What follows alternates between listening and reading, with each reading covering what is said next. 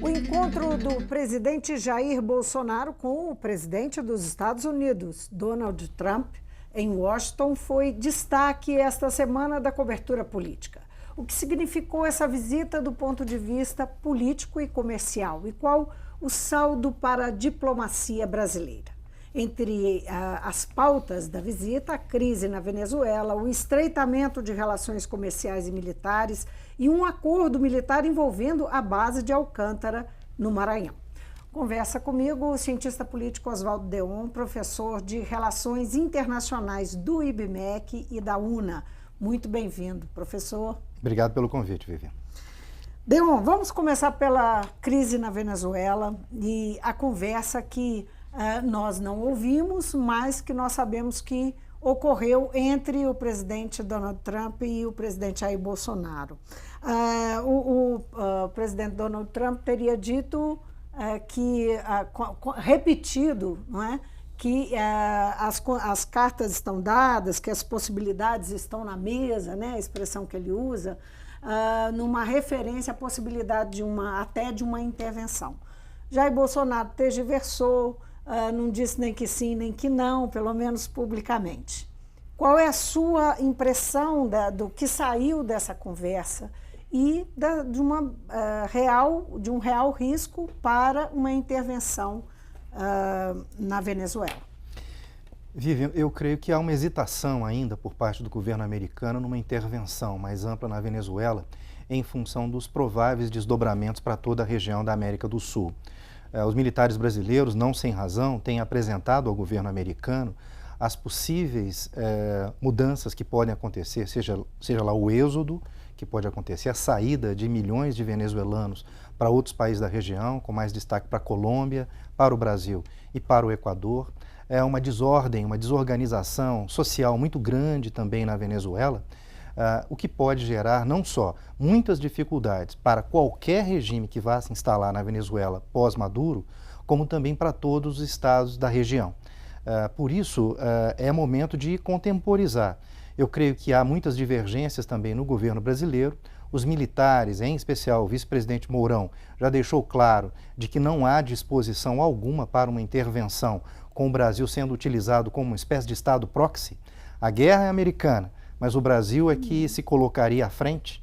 Mas Bolsonaro não tem essa ênfase. Exato. Então as contradições no governo brasileiro têm a ver com a posição do Maduro, de um lado, não é? A posição do governo americano, e dentro do governo brasileiro o que há é uma discórdia no que diz respeito ao uso da força militar. Então Mourão diz uma coisa, Bolsonaro diz outra coisa. O presidente Trump está lutando para que possa haver uma mudança do regime político venezuelano e os brasileiros estão hesitando. O povo venezuelano dá sinais também contraditórios nesse momento. Então, tanto há uma presença maciça dos venezuelanos nas manifestações com Juan Guaidó, quanto também há em relação ao regime liderado por Maduro. Que é o autoproclamado presidente, né? Exatamente. Que é o principal opositor do Nicolás Maduro.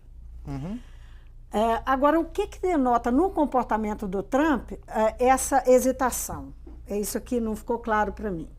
Bom, o governo americano ele tem claramente a hipótese de poder intervir militarmente, mas ele não faria uma intervenção isolado, em especial tão próximo ao Brasil, com tantos objetivos colaterais que podem ser atingidos, com tantas dificuldades que podem resultar de uma intervenção como essa. A primeira proposta foi a ideia de uma ajuda humanitária. E a ajuda humanitária, ela teve uma série de problemas, seja em função da logística pela fronteira do Brasil, seja em função da própria resistência do governo do Maduro, seja em função de que muitos que estavam ali liderados por Guaidó, talvez estavam querendo fazer com que uma repulsa ao auxílio humanitário americano e brasileiro pudesse criar problemas para o regime de Maduro. O próprio jornal New York Times, ele mostra um vídeo de que pessoas jogando coquetéis Molotov nos caminhões, né? E eram ligados a Guaidó e não a Maduro. Então a hesitação tem a ver com o fato de que a política de mudança de regime, que foi estabelecida ainda no governo George Bush e que foi continuada pelo governo Obama, tem sido um fracasso retumbante. Em todos os ambientes em que houve a tentativa de mudança de regime, vamos aqui nomear, não é? A Líbia é um exemplo, o Iraque é um exemplo, o Egito é um exemplo, o Afeganistão é um exemplo. Tudo aquilo que ocorre no governo Obama, no entorno da Primavera Árabe, mostraram para todos nós as limitações das estratégias de mudança de regime quando não há um verdadeiro apoio nem regional, nem dentro dos países que são alvo desse tipo de política externa. Então, vamos falar agora um pouco do aspecto econômico, o aspecto comercial dessa visita. Houve um aceno de um acordo para a entrada do Brasil na OCDE, que é a Organização para a Cooperação e Desenvolvimento Econômico. Essa é uma demanda do governo brasileiro, mas o Trump acenou com a possibilidade, mas colocou uma condição, que é que o Brasil renuncie ao tratamento especial que ele recebe da Organização Mundial da Saúde, da Organização Mundial do Comércio, a OMC. O que isso significa, de fato, para o Brasil e o que significa a fala e a condição que foi imposta? Apesar de toda a proximidade política e ideológica entre os dois governantes, né, dos Estados Unidos e do Brasil, os Estados Unidos são guiados pelo interesse nacional. Então, quando há uma concessão, há também, necessariamente, uma compensação. O que se observa é de que a entrada eventual do Brasil na OCDE seria para os Estados Unidos alguma coisa positiva, para o Brasil também. É claro que é preciso dizer que o Brasil não sabe exatamente, pelo menos nas manifestações recentes da diplomacia, nem do presidente Bolsonaro, por que quer entrar na OCDE. Porque se nós formos levar em conta... justificado pelo Itamaraty? Se nós formos levar em conta, por exemplo, o ingresso do Chile e do México, e se tivermos como premissa a ideia de que a OCDE pode nos levar ao desenvolvimento econômico, essas premissas são falsas. Porque, afinal de contas, nós temos ao longo do tempo uma não reversão das várias dificuldades econômicas mexicanas no que diz respeito, por exemplo, ao pós-entrada na OCDE. Da mesma forma que há muitas dificuldades também em relação ao Chile, que teve que refazer seu sistema de previdência, né, e que está hoje vivendo uma situação bastante difícil do ponto de vista social. Além da justificativa para a entrada na OCDE, um eventual apoio americano significaria um tratamento diferenciado. O Brasil recebe um tratamento como Estado em desenvolvimento na OMC, e é bom lembrarmos de que o Brasil tem um importante papel na OMC, tem o diretor-geral, indicou no governo Dilma o diretor-geral da OMC, tem um papel importantíssimo também no que diz respeito à liderança entre os estados em desenvolvimento, e a renúncia brasileira, no caso de tratamento especial, ela pode prejudicar a um sem número de empresas e empresários, de empreendedores brasileiros que exportam e que precisam desse tratamento até que possa haver um processo de maior produtividade nas suas indústrias, nas suas empresas, em especial no agronegócio. Por que interessa ao presidente Trump que o Brasil renuncie a esse tratamento especial? Porque isso significa, por exemplo, que em alguns setores que são importantes para o Brasil e para os Estados Unidos, por exemplo, o setor agrícola ou, por exemplo, no aço, de que os americanos poderiam exportar, porque são, no geral, mais competitivos que os brasileiros, em função de que o Brasil não teria tratamento especial. O tratamento especial, ele derroga, ele prolonga, ele permite que nós possamos, por exemplo, diminuir as alíquotas ao longo do tempo. Para os países desenvolvidos, não. Quando há o final de uma negociação internacional, as alíquotas reduzem abruptamente, porque eles já têm condições, eles já têm uma estrutura econômica que permite, por exemplo, reduções de alíquotas na forma de impostos, né, que estados desenvolvidos conseguem fazer um momento curto e estados em desenvolvimento não. Causou espanto, né, durante essa viagem, primeiro o decreto do Bolsonaro que derruba a exigência de vistos para turistas norte-americanos, canadenses, australianos e japoneses. Isso sem uma contrapartida desses países, né? O brasileiro, para entrar lá, tem que ter visto. Também a declaração do Bolsonaro de que imigrante brasileiro não tem boas intenções. Houve quem interpretasse esse comportamento do presidente como complexo de vira-lata. Vivian, Brasil e Estados Unidos sempre tiveram boas relações. Em alguns pequenos momentos da história diplomática brasileira é que as tensões realmente cresceram. cresceram mais no governo Geisel e fraturas acontecem, por exemplo, no governo Jango e no governo Jânio. Mas ao longo do período, desde que as repúblicas se constituíram, e em especial a República no Brasil, nós temos um bom relacionamento com os americanos. É razoável que os americanos tenham condições especiais de entrada aqui no Brasil, é razoável que eles eventualmente não necessitem de visto. O problema que chama bastante atenção é o fato que não há um estudo que comprove que nós teríamos um ganho econômico imediato ou que pudesse acontecer ao longo do tempo que justificasse isso e não em relação, por exemplo, a outros países de outras regiões do planeta, em especial a Europa. Por exemplo, isso parece comum no governo Bolsonaro, que é a construção de políticas sem estudos prévios, que possam indicar que aquela política pública, se implementada, fará uma diferença brutal na população objetivo. Então, é claro que nós temos muito mais um conjunto de intenções, de proximidade política e ideológica com o governo americano, com os japoneses, com os canadenses e outros, mas nós não temos estudos claros. Para que a gente possa entender, por exemplo, já que esse era um ponto tão relevante na agenda, o ministro do Turismo deveria ter ido, por exemplo, que é mineiro, poderia ter ido até os Estados Unidos para poder, por exemplo, discutir não só a ideia dos vistos, mas em especial como a indústria do turismo pode tornar o Brasil um destino viável para os americanos. É preciso baixar os valores, por exemplo, das viagens. É preciso que o turista americano não só tenha, por exemplo, essa condição do visto ou eventualmente da ausência dele mais rapidamente, mas que as viagens justifiquem, que a segurança aumente, que haja realmente uma estrutura do turismo que possa assegurar que nós teremos ganhos econômicos substantivos com uma proposta como essa. Agora, e a fala do presidente, hein? Que imigrante não tem boa intenção. Bom, essa parece ser uma frase infeliz, não é mesmo? Porque talvez ele quisesse discutir, por exemplo, alguns casos que acontecem fora, mas essa não é a tônica. A maior parte dos imigrantes brasileiros são imigrantes econômicos.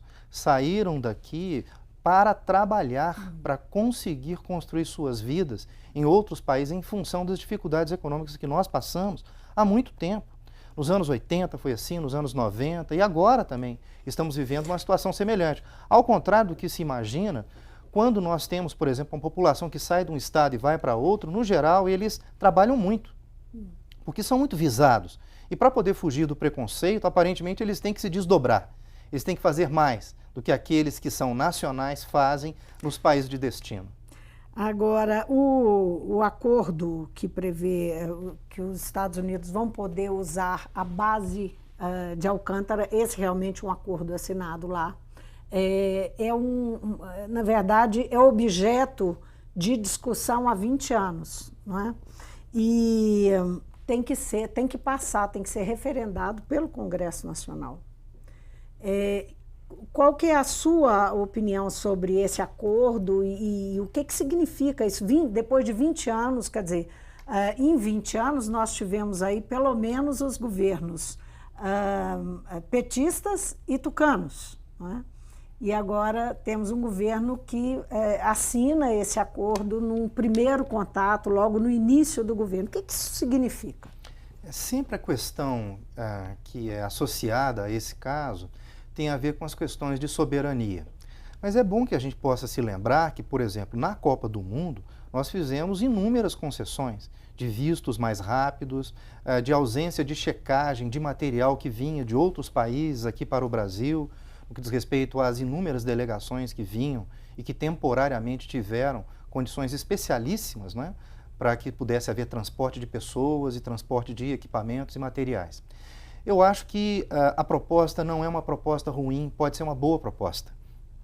Não só que possa reanimar o programa espacial brasileiro, como também fazer com que os investimentos brasileiros na base de Alcântara possam fazer algum sentido. Nós tivemos uma série de problemas com um acordo anterior, ainda no governo Dilma, com a Ucrânia, em que o Brasil perdeu realmente vários recursos, né? Houve gastos desnecessários de recursos públicos, e esses recursos que foram utilizados naquele período, eles não voltam para o erário público.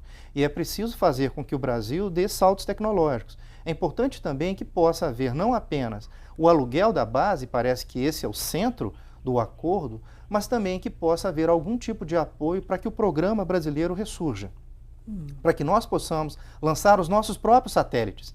Nós temos no Brasil das melhores bases de lançamentos de satélites do planeta. Então é preciso valorizar, fortalecer o programa espacial brasileiro, os militares sabem bem disso, e acho que há desdobramentos positivos para a ciência e para a tecnologia do país.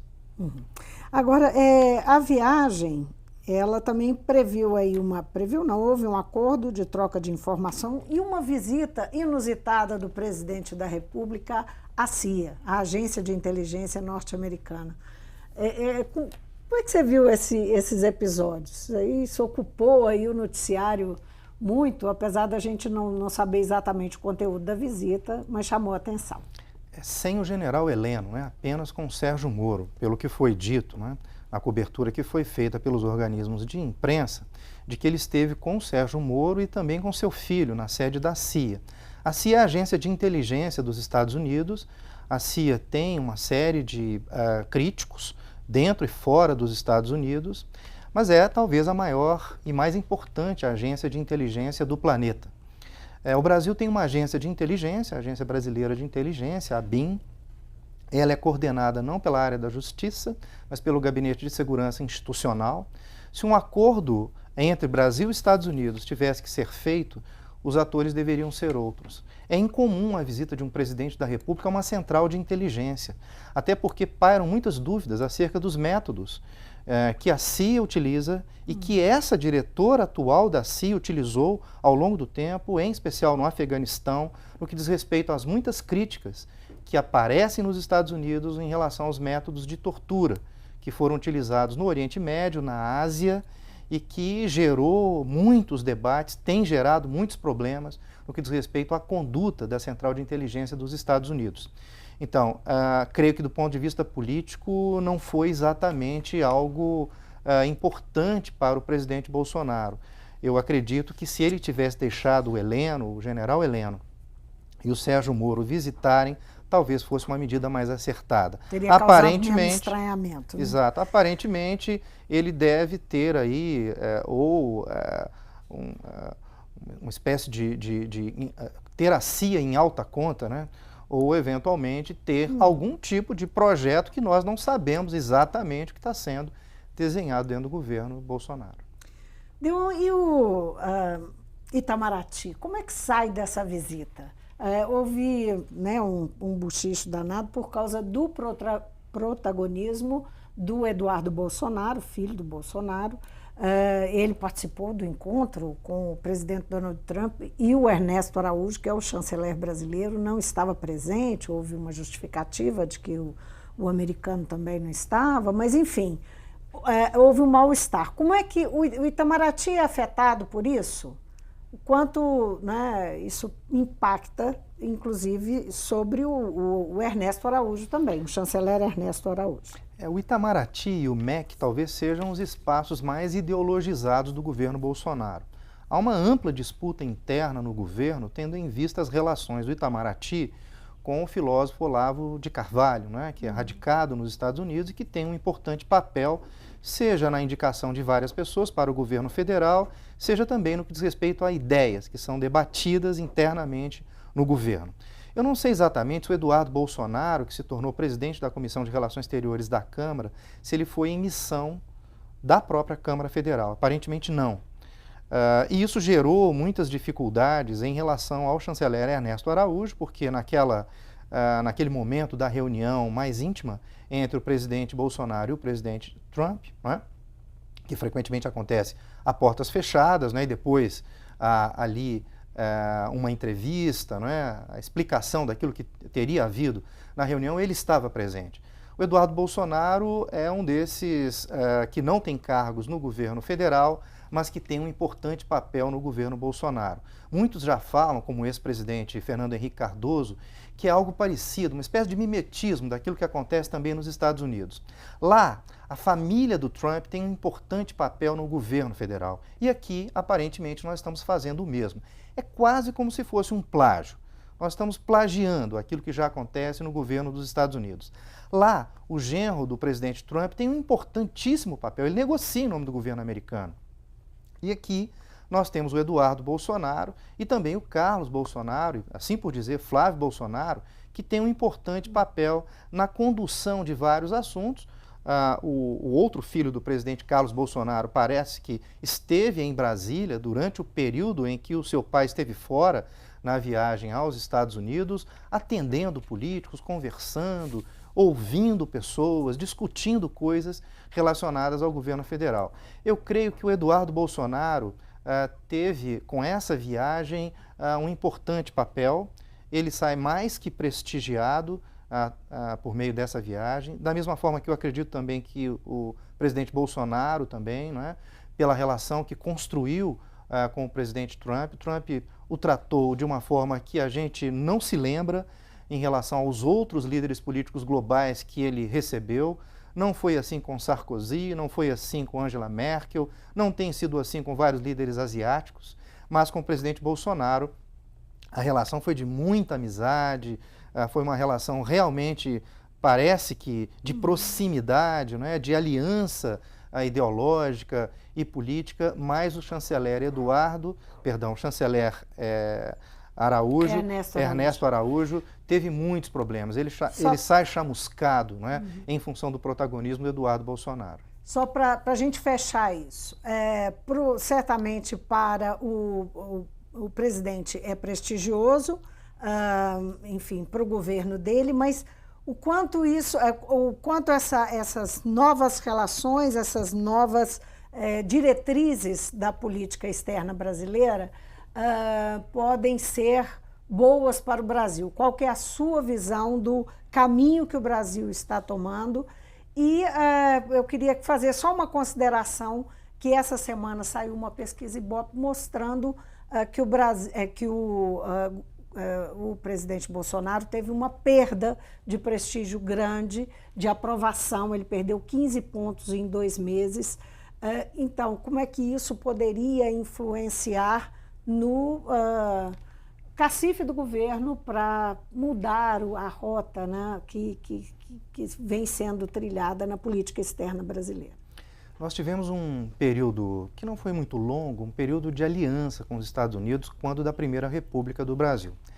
Depois disso, nós tivemos, claro, boas relações com os americanos, mas não da forma pela qual Ernesto Araújo e Jair Bolsonaro estão construindo. Não é uma relação de aliança, é mais profundo do que isso. É uma relação de muitos elos no campo das ideias e talvez até num ambiente mais religioso, assim por dizer.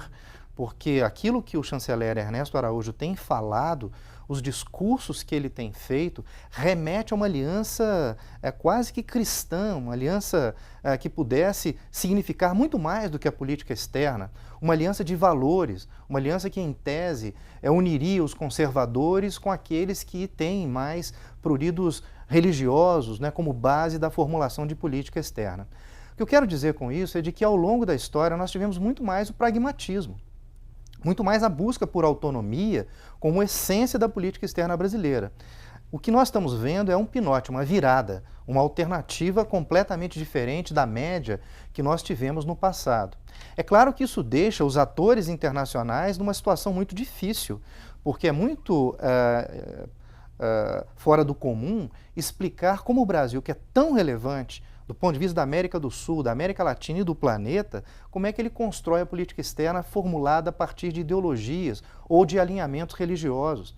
Por exemplo, para os atores domésticos, para os grandes agricultores, não é? Para aqueles que precisam do internacional para realizar seus objetivos, como os industriais brasileiros, aqueles fazer negócio, que trabalham com cooperação internacional, aqueles que precisam de um ambiente de negócios adequado, a ideia de uma política externa ideológica não se articula com seus interesses. E, portanto, o que a gente deve encontrar no futuro próximo é a disputa entre esses grupos de interesses domésticos e a diplomacia, caso nós tenhamos ao longo do tempo a manutenção do chanceler, caso essa política externa não seja mudada tendo em vista os ditames mais comedidos, mais de autonomia e de pragmatismo que a gente pôde observar, inclusive ao longo dos governos militares. Oswaldo Deon, muitíssimo obrigada por vir ao Mundo Político. Prazer vir aqui, Vivian, conversar contigo. Eu conversei com um cientista político, Oswaldo Deon, ele é professor de Relações Internacionais do IBMEC da UNA, e nós falamos sobre a visita que o presidente e sua comitiva, o presidente Jair Bolsonaro, fez aos Estados Unidos, o encontro que teve com o presidente Donald Trump e, enfim, uma avaliação, uma análise das consequências desse encontro, das perspectivas a partir daí, inclusive, dessa aliança, desses novos elos, como Deon se referiu, entre Brasil e Estados Unidos. O Mundo Político fica por aqui. Se você quer rever a entrevista, é só acessar o YouTube ou o nosso site. Para falar conosco, e-mail ou Twitter. Então, obrigada pela companhia e até a próxima.